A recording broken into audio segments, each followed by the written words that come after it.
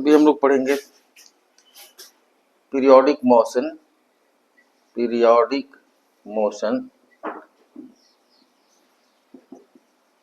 Simple harmonic motion,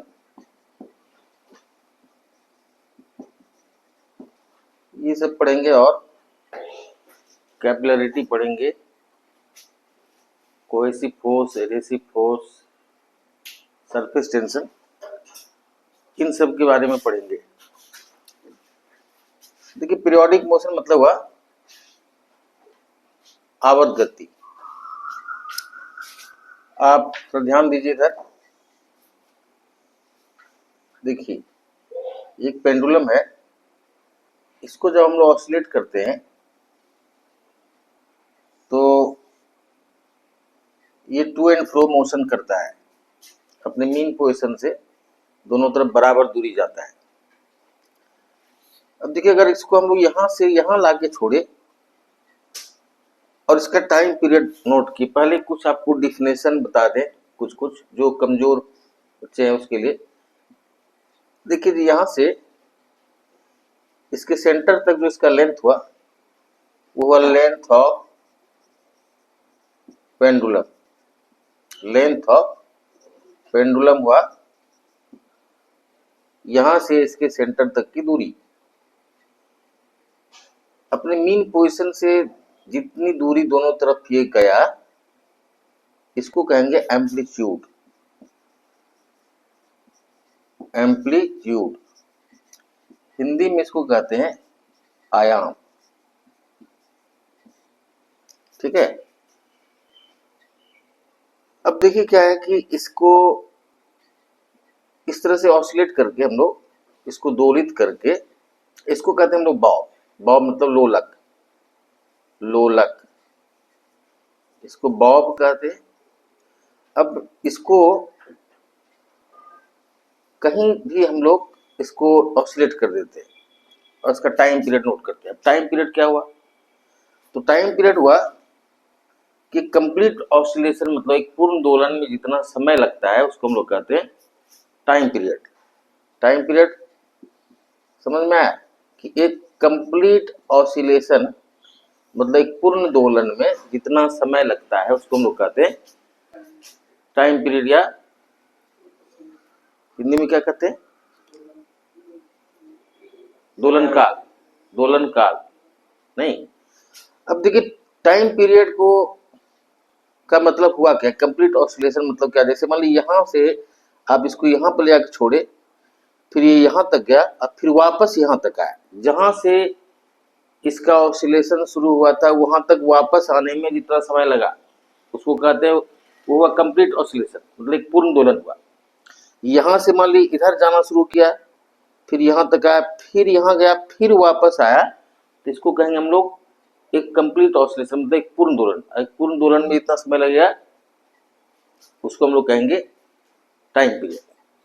कहीं से भी शुरू होगा तो फिर वापस वहीं आने को हम लोग कहते हैं वन कंप्लीट ऑसिलेशन, और एक कंप्लीट ऑसिलेशन में जितना समय लगता है उसको हम लोग कहते हैं टाइम पीरियड, ठीक है। अब देखिए आपको बचपन में पढ़ाया गया होगा expression t equals to 2 pi root L by g, 2 pi root L by g. अब देखिए L है यहाँ पर लेंथ ऑफ पेंडुलम और G हुआ acceleration due to gravity, clear. तो इससे ये स्पष्ट हो रहा है ये दोनों तो कांस्टेंट है, 2 कांस्टेंट पाई कांस्टेंट, तो L बढ़ेगा तो टाइम पीरियड बढ़ेगा, L घटेगा तो टाइम पीरियड घटेगा, G बढ़ेगा तो टाइम पीरियड घटेगा, G घटेगा तो टाइम पीरियड बढ़ेगा, क्लियर। इसका मतलब हम लोग ये देख रहे हैं कि टाइम पीरियड में कहीं भी इसके एम्पलीट्यूड का मतलब आयाम का जिक्र नहीं है, मतलब time period is independent of amplitude of the pendulum. मतलब इसको यहां से यहां भी ले जाएंगे, पहले मान लीजिए यहां से यहां ले गए और इसका टाइम पीरियड नोट किए, मान लीजिए वो हुआ 2 सेकेंड। अब इसको यहां से यहां भी लेते जाएंगे और फिर ये यहाँ से यहाँ आएगा और फिर वापस यहाँ आएगा, तो इसका टाइम पीरियड 2 सेकेंड ही होगा। बात समझ में आई? इसका मतलब हुआ कि इसका एम्पलीट्यूड से कोई लेना देना टाइम पीरियड को नहीं है। बात समझ में आएगी? तो अब इसका मतलब ये हुआ कि जैसे जैसे इसको दूर ले जा रहे हैं, ये और तेजी से चलता होगा तब ना ये इसका टाइम पीरियड सेम रहता है। बात समझ में आई? तो ऐसा पीरियोडिक मोशन जिसमें वापस लाने वाला बल, restoring force, is directly proportional to amplitude, उसको हम लोग कहते हैं, ये सरल सुबोध भाषा में आपको बताया कि ऐसा पीरियोडिक मोशन जिसमें restoring force is directly proportional to amplitude, जिसमें वापस लाने वाला बल आयाम के समानुपाती होता है, उसको हम लोग कहते हैं सिंपल हार्मोनिक मोशन। क्लियर? तो अब आप देखिए एक चीज और कि ये क्या क्या चीज पर डिपेंड किया, तो लेंथ पर डिपेंड किया, जी पर डिपेंड किया। ठीक है, अब पहले कुछ और हम लोग देख लेते हैं। इसको हम लोग यहां पर लिख देते हैं, t equals to 2 pi root L by g. अब देखिए इसको हम लोग देखेंगे कि इसमें कहाँ कितना पोटेंशियल एनर्जी है और कहाँ कितना काइनेटिक एनर्जी है।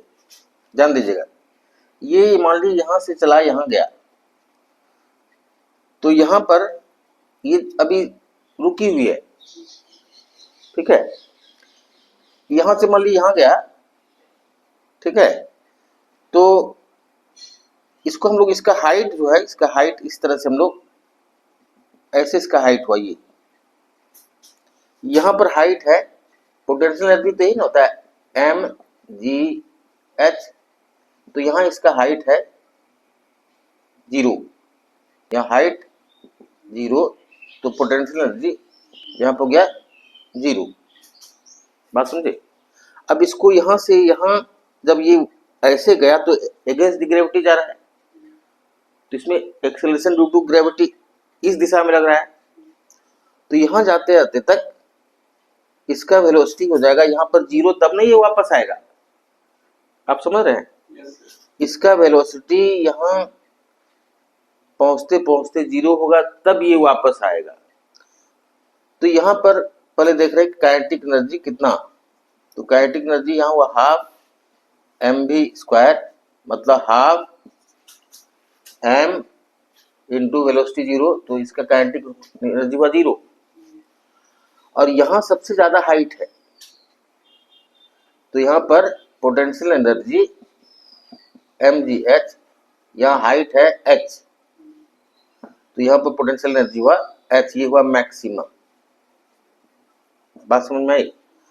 और काइनेटिक एनर्जी हुआ मिनिमम। तो आप याद रखिए कि इस एंड पर पोटेंशियल एनर्जी मैक्सिमम और काइनेटिक एनर्जी मिनिमम। बात समझ में आई? अब ये चला इधर, ठीक, तो इधर चला, तो यहां आते हैं तो इसका वेलोसिटी मैक्सिमम हो गया यहां तक पहुंचते पहुंचते, क्योंकि ग्रेविटी के साथ चल रहा है, तो इसमें g acceleration due to gravity positive है, तो यहां तक आते आते यहां पर इसका मैक्सिमम हो जाएगा वेलोसिटी। लेकिन यहाँ पर पोटेंशियल एनर्जी हुआ 0, क्योंकि हाइट जिससे हम लोग मेजर कर रहे हैं इससे, तो इसका हाइट होगा 0, तो यहाँ पर हुआ काइनेटिक एनर्जी, वेलोसिटी सबसे ज्यादा है यहाँ पर, इसलिए यहाँ पर kinetic energy half M V square, ये हुआ मैक्सिमम, यहाँ पर काइनेटिक एनर्जी मैक्सिमम। बात समझ में आई? फिर जब ये वापस इधर जाएगा तो फिर यहाँ पर हो जाएगा काइनेटिक एनर्जी 0 और पोटेंशियल एनर्जी मैक्सिमम। तो दोनों एंड पर इसका पोटेंशियल एनर्जी मैक्सिमम होता है, काइनेटिक एनर्जी 0 होता है, और बीच में इसका काइनेटिक एनर्जी मैक्सिमम और पोटेंशियल एनर्जी मिनिमम। तो ये प्रश्न यूपीएससी में इसी तरह का कुछ प्रश्न किसी जमाने में आया हुआ है। ठीक है, अब इसको हम लोग थोड़ा सा देखें कि और इससे क्या क्या हम लोग क्वेश्चन निकाल सकते हैं, किस तरह का कंसेप्ट आपको हम दे सकते हैं, इसको बता देना। देखिए अब क्या है,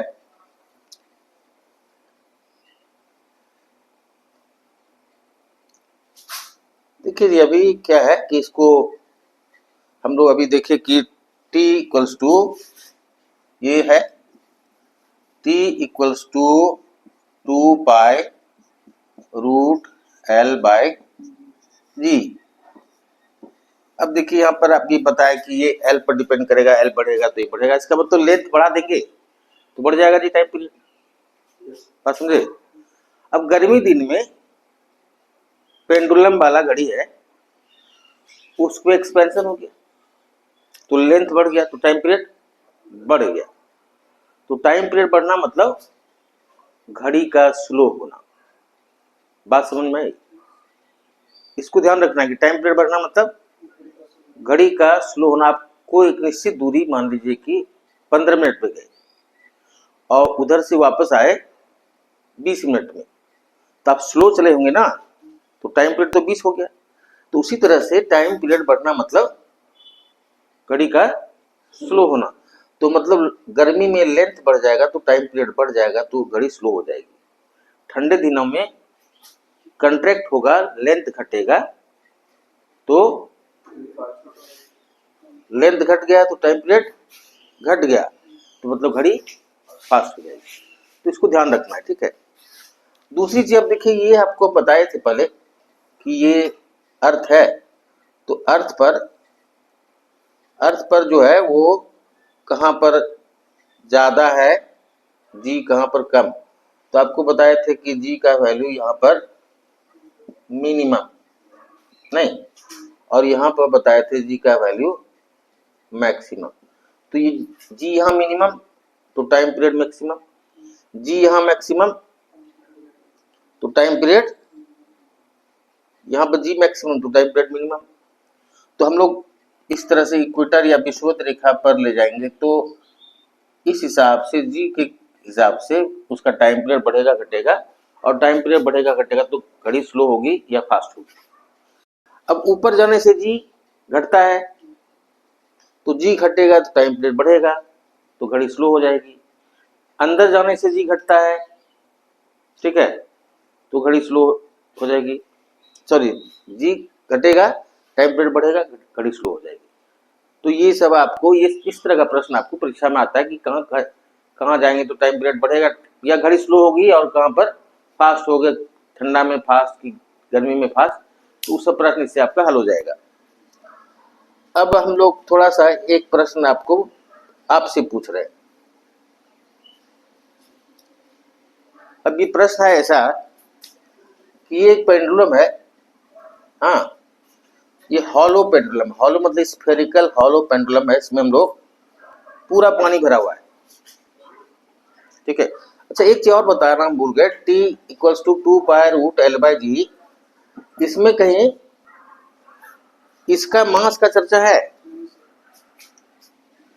नहीं ना? है, तो इसका मतलब ये हुआ कि 5 किलो का होगा 5 ग्राम का, इससे टाइम पीरियड को कोई फर्क नहीं पड़ना है, नहीं पड़ना है। इसमें एक चीज और कहीं नहीं लिखा हुआ कि सोना का है कि लोहा का है कि चांदी का है।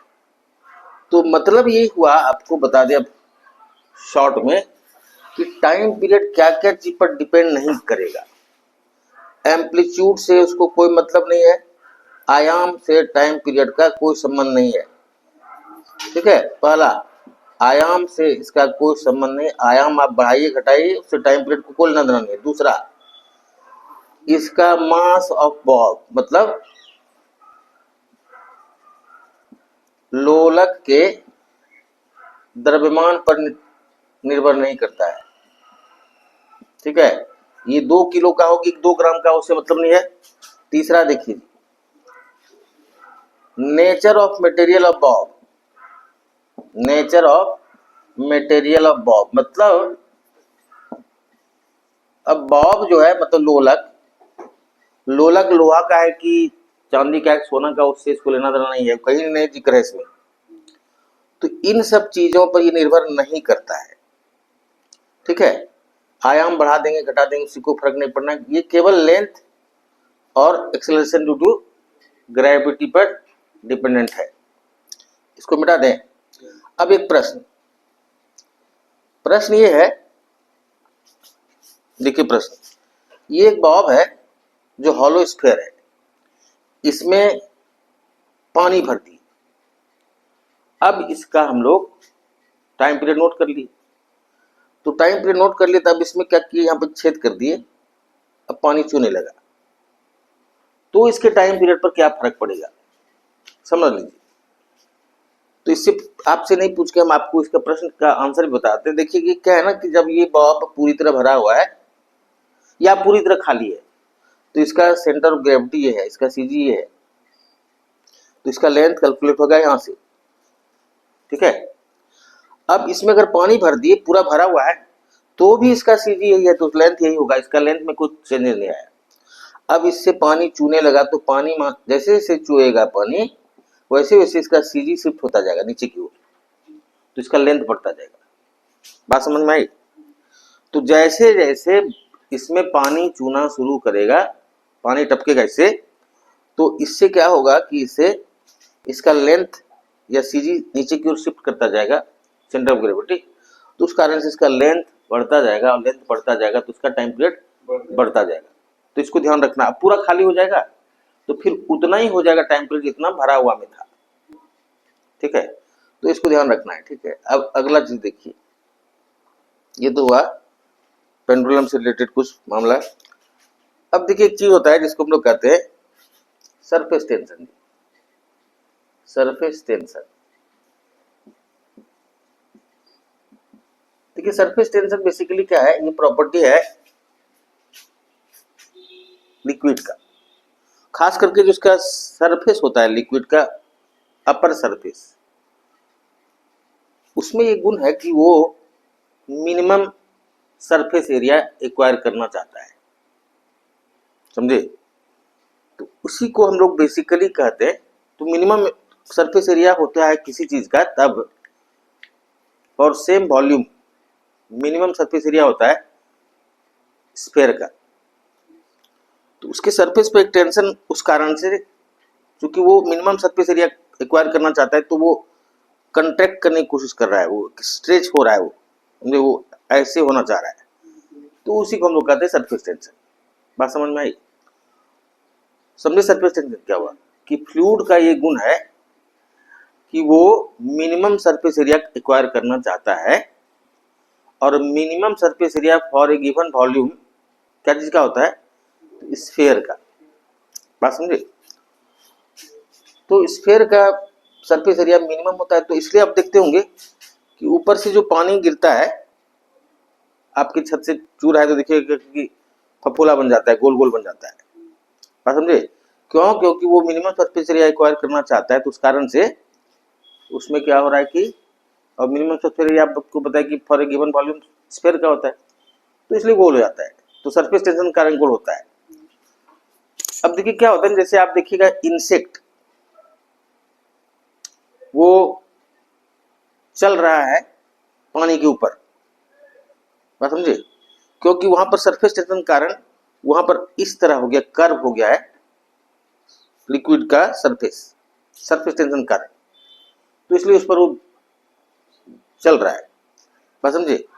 अब उसको क्या करना है कि हम चाहते हैं कि वो डिस्ट्रॉय हो जाए, मर जाए, तो उसमें केरोसिन तेल छिड़क देंगे, उसका सरफेस टेंशन घट जाएगा, तो पानी में डूब जाएगा। इसलिए हम लोग बीच बीच में नाली उली में केरोसिन वगैरह का छिड़काव करते हैं, तो उसका सरफेस टेंशन घट जाता है, तो वो पानी में डूब जाता है। उसका लार्वा वगैरह क्या चीज का, मच्छर का, इंसेक्ट का लार्वा वगैरह पानी में डूब जाता है, ठीक है, तो मर जाता है। तो ये सरफेस टेंशन, जैसे हम लोग कपड़ा धोते हैं तो उसमें हम लोग क्या डालते हैं, सर्फ डालते हैं। तो सर्फ डालते हैं तो जो चिपका हुआ है उसमें क्या चीज, मैल, तो वो जो है वो सरफेस टेंशन उसका घटा दिए, तो पानी में डूब गया, क्या चीज, मैल। सर्फ या डिटर्जेंट डालने से उसका सरफेस टेंशन घटा, तो पानी में डूब जाएगा, उसका जो डर्ट होगा वो पानी के अंदर चला जाएगा, मतलब पानी में डूब जाएगा। तो ये सब सरफेस टेंशन का कुछ कुछ एग्जाम्पल है। बात समझ में आई। अब देखिए क्या है ना कि सरफेस टेंशन हो गई, और सरफेस टेंशन का बहुत सारा एप्लीकेशन है। अब कुछ हम लोग जानेंगे, जो डिफरेंट डिफरेंट फोर्सेस होता है वो क्या क्या होता है। देखिए एक फोर्स होता है, इसको हम लोग कहते हैं कोहेसिव फोर्स, कोहेसिव फोर्स, ठीक है। दूसरा फोर्स होता है, इसको हम लोग कहते हैं एडेसिव फोर्स, कोहेसिव फोर्स किसको कहते हैं? तो सिमिलर मॉलिक्यूल के बीच जो फोर्स होता है अट्रैक्शन फोर्स, इसको पहले थोड़ा समझ लीजिए। देखिए ये है सॉलिड, ये है लिक्विड, ये है गैस। इसमें इंटरमॉलिक्यूलर अट्रैक्शन फोर्स बहुत कम है, इसलिए दूर दूर है। इसमें इंटरमॉलिक्यूलर अट्रैक्शन फोर्स इससे ज्यादा है, इसलिए थोड़ा सा पास पास है। और इसमें इंटरमॉलिक्यूलर अट्रैक्शन फोर्स बहुत ज्यादा है, इसलिए ये क्लोज है, तो इसलिए से सॉलिड है। अब क्या है ना कि जैसे मॉलिक्यूल के आपस के बीच में डिफरेंट तरह का जो मॉलिक्यूल है उसमें फोर्सेस होता है, दो तरह का फोर्स होता है। एक होता है कोहेसिव फोर्स, दूसरा एडहेसिव फोर्स। कोहेसिव फोर्स किसको कहेंगे? Force between similar type of molecule is known as cohesive force. मतलब समान प्रकार के अणुओं के बीच जो आकर्षण बल है, attraction force between similar molecules को हम कहते हैं कोहेसिव फोर्स। और डिसिमिलर मॉलिक्यूल मतलब जो समान मॉलिक्यूल नहीं है, समान अणुओं के बीच जो आकर्षण बल नहीं है जो है, उसको हम लोग कहते हैं असमान। और समान अणुओं के बीच जो आकर्षण बल, इसको हम लोग कहते हैं एडहेसिव फोर्स। बात समझ में आई? समान अणुओं के बीच कोहेसिव फोर्स आकर्षण बल, और असमान अणुओं के बीच जो आकर्षण बल है उसको कहेंगे एडहेसिव फोर्स। ठीक है। अब देखिए इसका एप्लीकेशन क्या है। देखिएगा आप कोई ट्यूब में, जैसे हम लोग थर्मामीटर में क्या यूज करते हैं, मरकरी। तो मरकरी वो बहुत तेज से आगे बढ़ता है, जब उसको टेम्परेचर या हीट देते हैं तो वो तेज से आगे बढ़ता है, वो चिपकता नहीं है कैंची में, ग्लास के वॉल में, क्योंकि वहां पर cohesive force between different mercury molecule is greater then the adhesive force between glass and mercury. बात समझ गए? समझ में आई क्या बोली? कि मरकरी के डिफरेंट मॉलिक्यूल के बीच में जो कोहेसिव फोर्स है वो कांच और मरकरी मॉलिक्यूल के बीच के एडहेसिव फोर्स से ज्यादा है। इसलिए मरकरी जो है उसको ग्लास के वाल को भिंगाता नहीं है और आगे बढ़ता जाता है। लेकिन कांच में अगर पानी डालेंगे तो पानी चिपक जाएगा, क्योंकि इसमें क्या है कि वाटर मॉलिक्यूल के बीच में जो आपस में जो कोहेसिव फोर्स है उससे ज्यादा एडहेसिव फोर्स है इन between glass and water molecule. बात समझ गया है? उसी तरह से जैसे आप कोई चीज यूज करते हैं, गम वगैरह, गोंद वगैरह, तो वहां क्या हो रहा है कि गोंद में एडहेसिव फोर्स ज्यादा है। बात समझ में आई? तो उसी तरह आप मान लीजिए जैसे आप कांच के ऊपर पानी डाल देंगे, कांच का टेबल के ऊपर नहीं रहता टॉप, टेबल टॉप जो कांच का है, तो देखिए वो एक जगह स्थिर रहेगा, क्योंकि उसमें एडहेसिव फोर्स के कारण वो चिपका हुआ, उसको फिर आपको हटाना पड़ता है। ठीक है। तब ये कोहेसिव फोर्स और एडहेसिव फोर्स के कारण एक चीज होता है, इसको हम लोग कहते हैं कैपिलरिटी, केशिका क्रिया। जैसे एक पतला सा ट्यूब, एकदम पतला सा, इसको हम लोग डाल दिए पानी में, दोनों तरफ खुला हुआ है, इसमें अपने आप पानी चढ़ गया। अब क्यों चढ़ गया अपने आप पानी? तो पानी और मतलब जल और वाटर और कांच के मॉलिक्यूल के बीच में जो एडहेसिव फोर्स है that is greater then the cohesive force between different molecules of water. तो उस कारण से अपने आप इसमें पानी चला गया। तो कैपिलरिटी, इसी कोहेसिव और एडहेसिव फोर्स के कारण इसमें कैपिलरिटी का गुण आया, मतलब अपने आप पानी चढ़ा। अब एक चीज और होता है, कोहेसिव फोर्स एडहेसिव फोर्स कितना ज्यादा और कम होगा उसके लिए हम देखिए एक चीज, देखिए ये है एक ट्यूब, टेस्ट ट्यूब मान लीजिए, इसमें पानी भरते हैं तो पानी का रहता है इस तरह से। क्यों? क्योंकि यहां पर वाटर मॉलिक्यूल और ग्लास मॉलिक्यूल के बीच एडहेसिव फोर्स ज्यादा, इसलिए ये अपनी ओर खींच लिया, बीच में ये जो कोहेसिव फोर्स से ज्यादा है। और इसी में जब हम लोग ऐसे करके मरकरी डालते हैं तो ऐसा करके होता है। तो ऐसा करके क्यों होता है? क्योंकि यहाँ पर मरकरी और मरकरी मॉलिक्यूल के बीच cohesive force is greater than adhesive force in between glass and mercury molecule. तो ये एक भी कारण हुआ। अब कैपिलरिटी का कुछ कुछ एप्लीकेशन क्या है? एप्लीकेशन ये है कि जैसे लालटेन आप कभी देखे होंगे, उसमें हम लोग किरोसिन डाल के जलाते हैं उसको, तो उसमें एक बत्ती होता है, तो बत्ती जैसी डालेंगे उसमें तो अपने आप उसमें कैपिलरी एक्शन से उसमें तेल ऊपर चढ़ जाएगा और वो जलेगा। मिट्टी से नीचे से पानी ऊपर अपने आप आता है कैपिलरी एक्शन से। पौधा जो पानी ऊपर जा रहा है, पौधे में खींच रहा है पानी, उसमें हालांकि बहुत सारा प्रोसेस उसमें काम करता है, लेकिन एक प्रोसेस ये भी है कि कैपिलरी एक्शन से उसमें ऊपर जाता है। कैपिलरी एक्शन एक चीज पर डिपेंड करता है कि जो ट्यूब बताए वो जितना पतला होगा कैपिलरी एक्शन उतना ज्यादा होगा। मोटा ट्यूब रहेगा तो उसमें नहीं चढ़ेगा। जैसे अब खेत में पानी ऊपर आएगा जी नीचे से और तो उड़ जाएगा इवापोरेशन से, तो हम लोग क्या करते हैं, खेत जोत देते हैं। तो जोत दिए तो क्या हुआ कि उसका पोर्स जो है बड़ा बड़ा कर दिए, तो वहां कैपिलरिटी काम नहीं करेगा, इसलिए नीचे से ऊपर पानी नहीं आएगा। बात समझ में आएगी?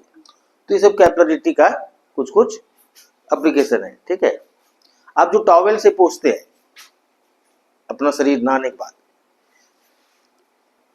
तो उसमें क्या होता है, ढेर सारा रेशा है जो सब कैपिलरी ट्यूब है।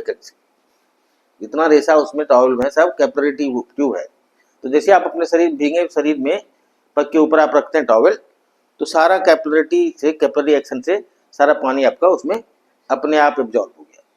उसी तरह ब्लॉटिंग पेपर इसी तरह होता है। ठीक है। तो कैपिलरी एक्शन का आप ये सब गुण समझिए।